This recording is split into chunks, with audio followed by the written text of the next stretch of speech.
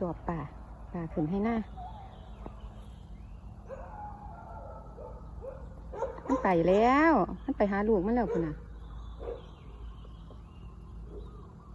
มันเคลียร์จากท่านมาด้วย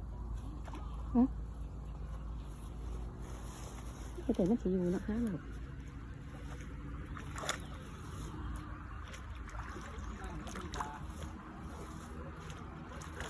ไปหาไม่กินกับปลาตัวไง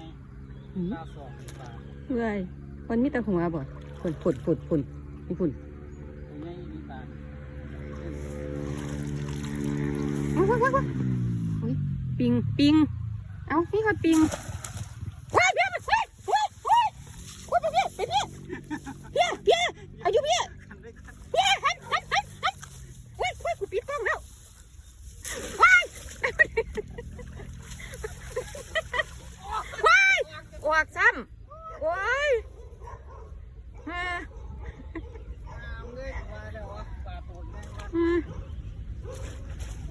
เฮ็ดใจมันลูกมันละบัญญา